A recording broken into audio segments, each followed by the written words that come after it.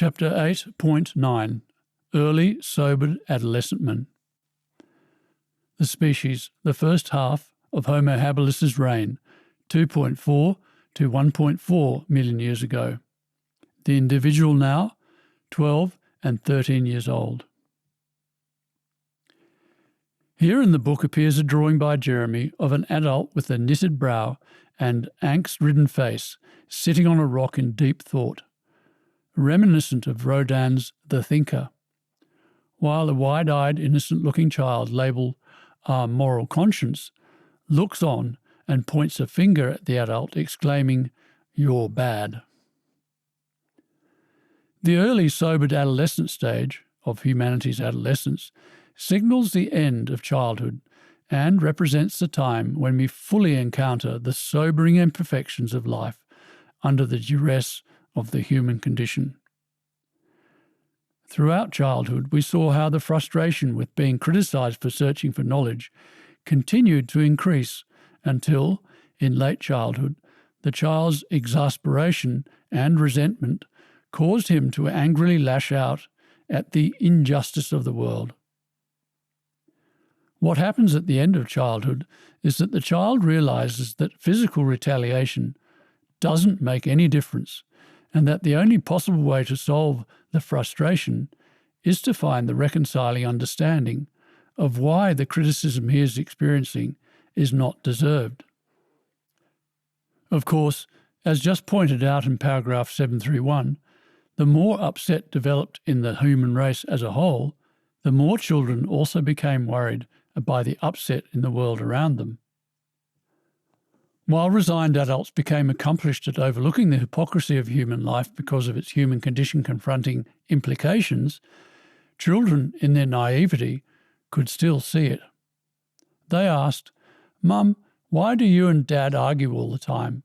And why are we always worried about having enough money? And why are we going to a big expensive party when the family down the road is so poor?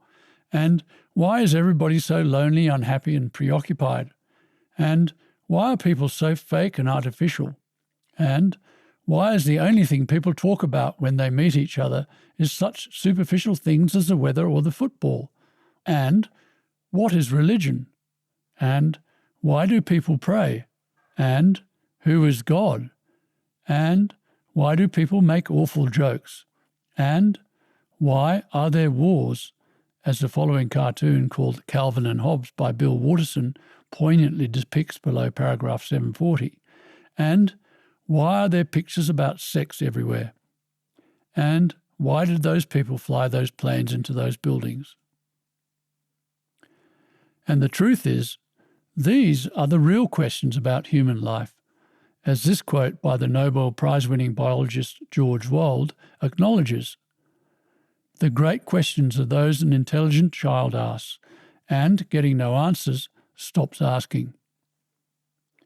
Children stopped asking the real questions, stopped trying to point out the all-important and obvious if you are still looking at the world truthfully, yet almost totally unacknowledged proverbial elephant in the living room issue of the human condition, because they eventually realised that adults couldn't answer their questions.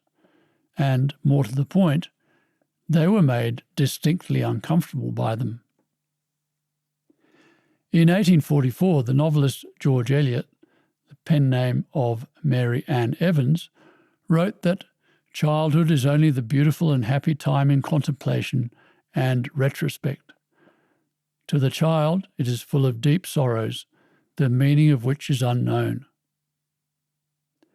The only reason the meaning of the deep sorrows of children was unknown to the adults was because adults live in denial of the human condition. A 1999 Newsweek article that discussed childhood stress was bordering on this truth when it said, "Parents are frequently wrong about the sources of stress in their children's lives, according to surveys by Georgia Whitkin of Mount Sinai Medical School. They think children worry most about friendships and popularity, but they are actually fretting about the grown-ups and their world."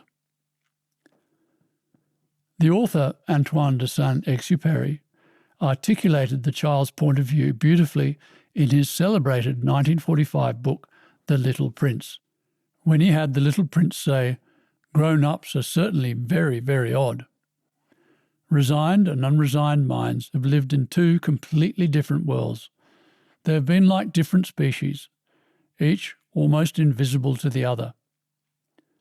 The renowned writer Robert Louis Stevenson described in 1878 the situation thus: "And so it happens that although the paths of children cross with those of adults in 100 places every day, they never go in the same direction, nor do they even rest on the same foundations."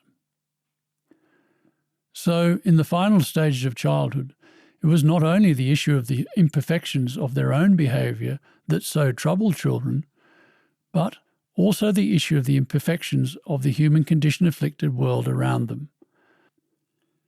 A psychological collusion that sees children mature from frustrated, extroverted protesters into sobered, deeply thoughtful, introverted adolescents.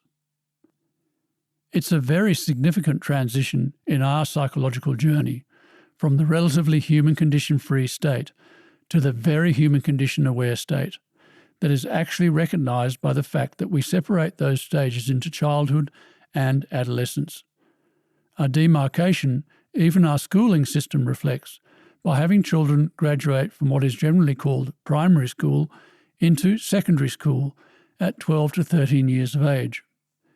As mentioned earlier, this critical juncture in our species development was also recognised by anthropologists when they changed the name of the genus from Australopithecus, meaning southern ape, to Homo, meaning man.